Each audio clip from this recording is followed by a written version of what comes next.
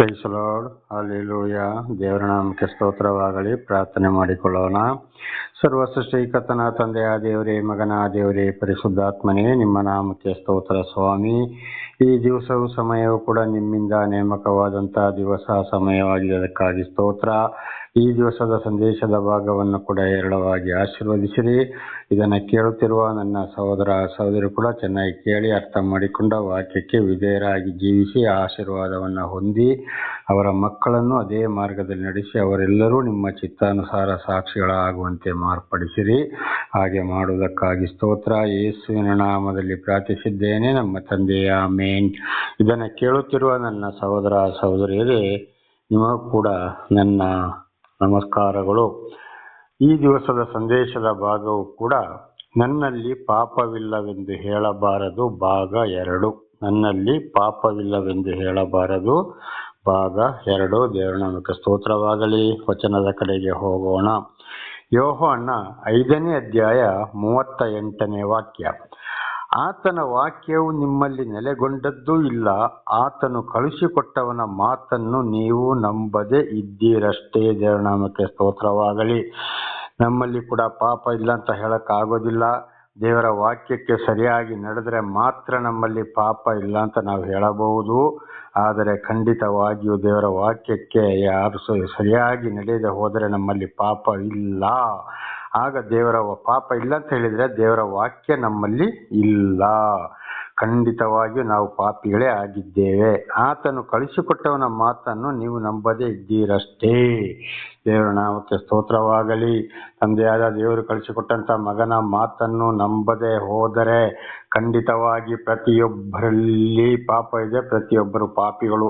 ಹಾಗೆ ಇವತ್ತು ನಾವು ಮನುಷ್ಯರು ಒಂದಲ್ಲ ಒಂದು ರೀತಿಯಲ್ಲಿ ತಪ್ಪಿ ಹೋಗುವುದು ಖಂಡಿತವಾಗಿ ಹೌದು. ಆದ್ದರಿಂದ ನಮ್ಮಲ್ಲಿ ಪಾಪ ಇಲ್ಲ ಅಂತ ನಾವು ಯಾವಾಗಲೂ ಹೇಳಬಾರದು.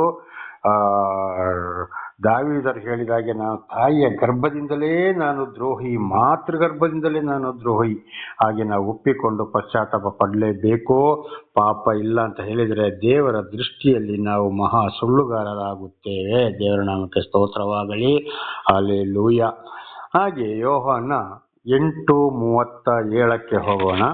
ಯೋಹಾನ 8ನೇ ಅಧ್ಯಾಯ 37ನೇ ವಚನ.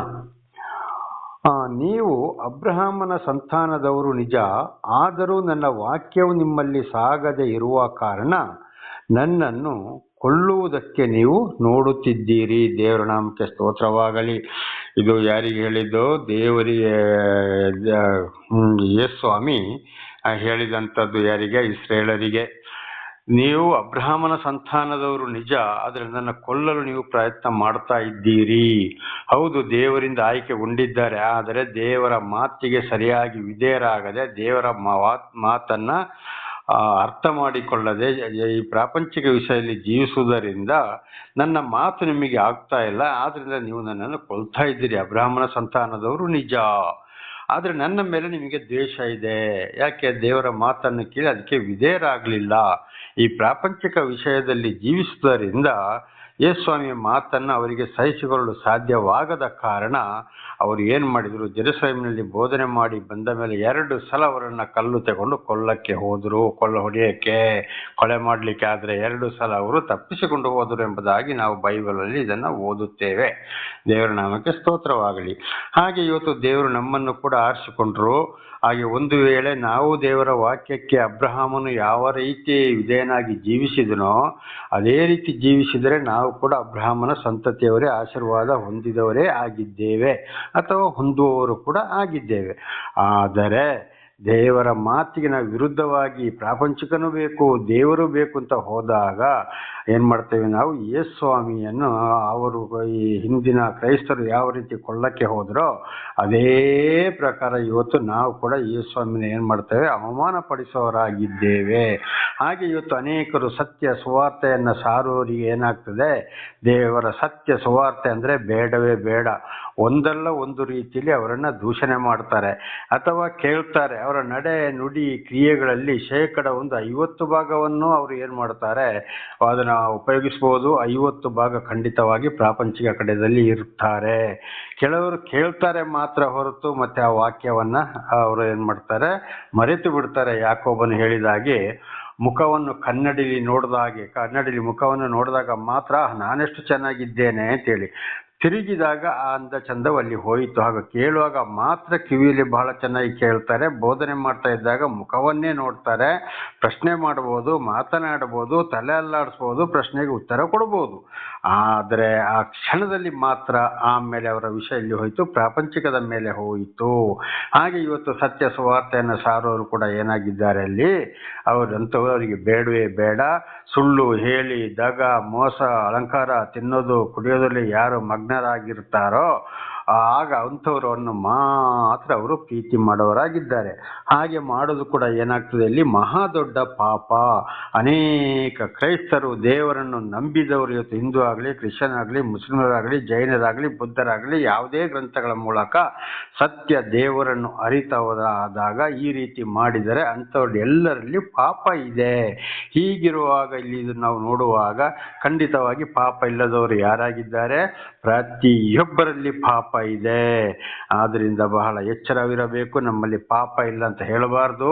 ದಾವೀದ ಅರಸನು ದೇವರ ಬಲಗಡೆಗೆ ಇಳಿಸಲ್ಪಟ್ಟ ನಮ್ಮ ಸಹೋದರನ ಕಳ್ಳ ಇದ್ದರಿಂದ ನಾವು ಕಳ್ಳ ಅಂತ ಹೇಳಬಾರ್ದು. ನಮ್ಮ ಸಹೋದರನ ಹಾಗೆಯೂ ಈ ಅರಸನ ಹಾಗೆಯೂ ಆ ಸುಂಕದವನ ಹಾಗೆಯೂ ನಾವು ಏನು ಮಾಡ್ಬೇಕಲ್ಲಿ ಪಶ್ಚಾತ್ತಾಪ ಪಡವರೇ ಆಗಿರಬೇಕು. ದೇವರ ನಾಮಕ್ಕೆ ಸ್ತೋತ್ರವಾಗಲಿ. ಹಲ್ಲೆಲೂಯಾ. ಹಾಗೆ ಮುಂದಿನ ವಚನಕ್ಕೂ ಹೋಗೋಣ.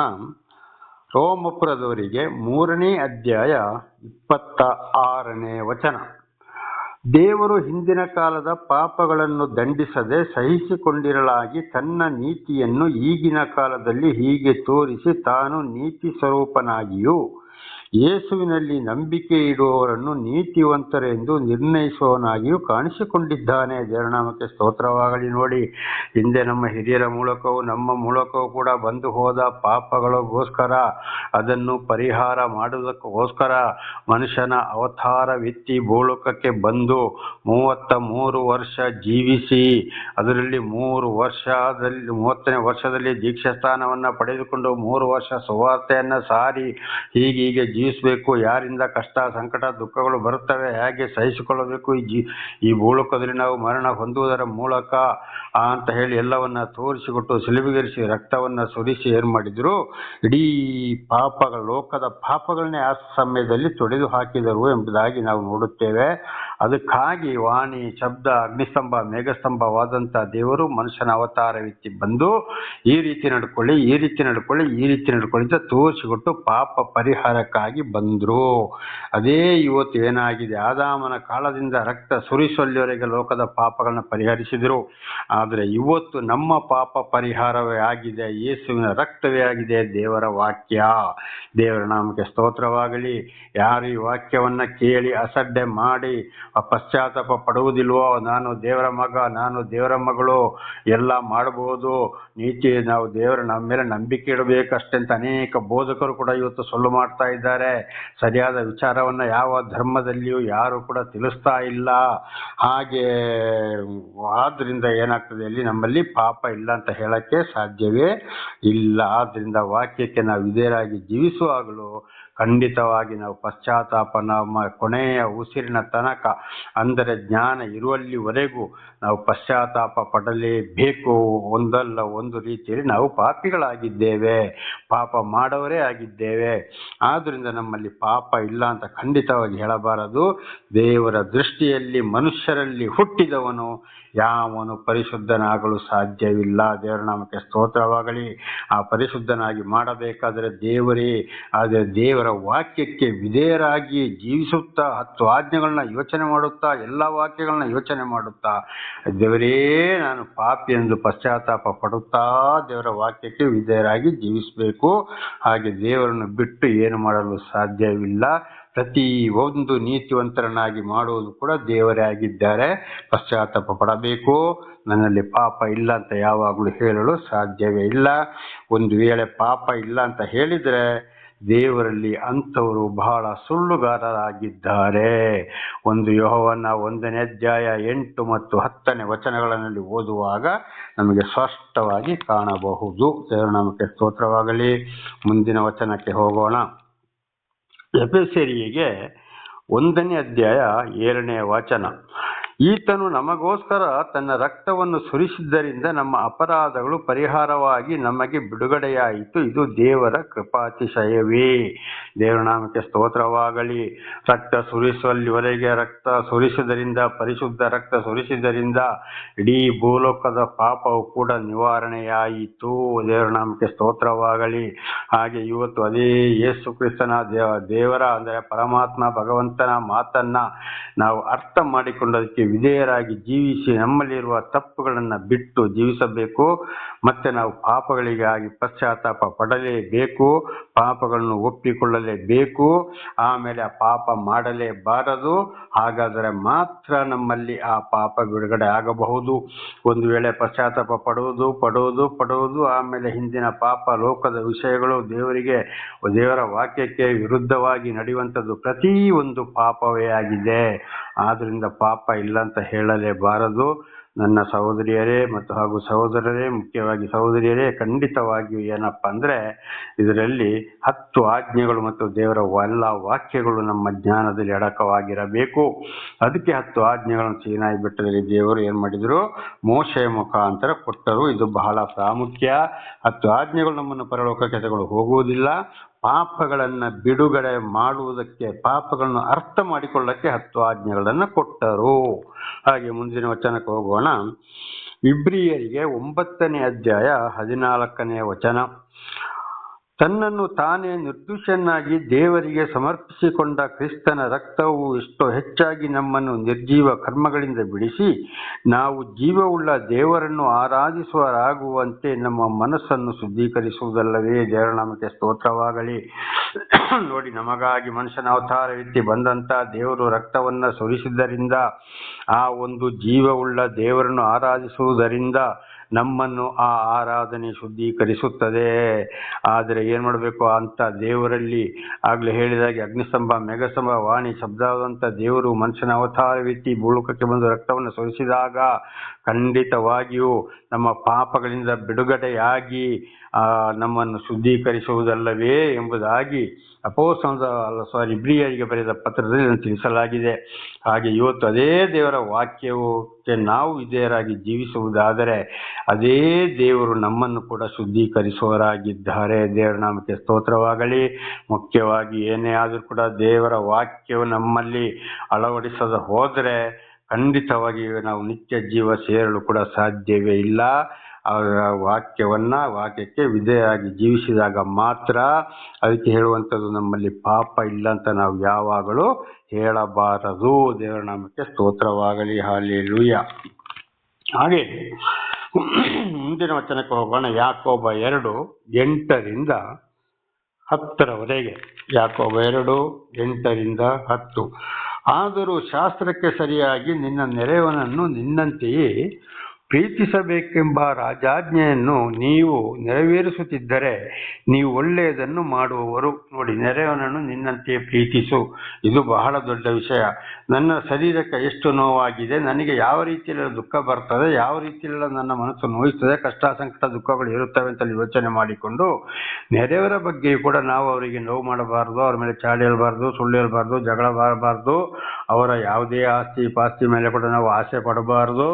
ದುಡಿದವನಿಗೆ ಸರಿಯಾಗಿ ಸಂಬಳ ಕೊಡಬೇಕು, ಸಂಬಳ ಕೊಟ್ಟವರಿಗೆ ಸರಿಯಾಗಿ ದುಡಿಯಬೇಕು ಅಂತ 10 ಆಜ್ಞೆಗಳಿಗೆ ವಿಧೇಯರಾಗಿ ನೆರೆಯವರಲ್ಲಿ ಕೂಡ ಅದೇ ಪ್ರೀತಿಯಲ್ಲಿ ನಾವು ಜೀವಿಸುವುದಾದರೆ ಖಂಡಿತವಾಗಿಯೂ ನಾವು ಪಾಪದಿಂದ ಬಿಡುಗಡೆಯಾಗಲು ಸಾಧ್ಯವಿದೆ. ಆದರೆ ಯಾವುದೇ ರೀತಿಯಲ್ಲಿ ನಾವು ಇನ್ನೊಬ್ಬರ ಬಗ್ಗೆ ಪ್ರತಿ ಒಂದು ವಿಚಾರದಲ್ಲಿ 10 ಆಜ್ಞೆಗಳಿಗೆ ವಿರೋಧವಾಗಿ ನೆರೆಯವರ ಮೇಲೆ ಕೂಡ ವಿರೋಧ ಆಗುವುದಾದರೆ ಖಂಡಿತವಾಗಿಯೂ ಪಾಪದಿಂದ ಬಿಡುಗಡೆಯಾಗಲು ಸಾಧ್ಯವಿಲ್ಲ. ಅದನ್ನು ಬಿಟ್ಟು ಪಕ್ಷಪಾತ ತೋರಿಸುವವರಾಗಿದ್ದರೆ ನೀವು ಪಾಪ ಮಾಡುವವರಾಗಿದ್ದು ಅಪರಾಧಿಗಳೆಂಬ ಧರ್ಮಶಾಸ್ತ್ರದಿಂದ ತೀರ್ಮಾನಿಸಲ್ಪಡುತ್ತಿದ್ದೀರಿ.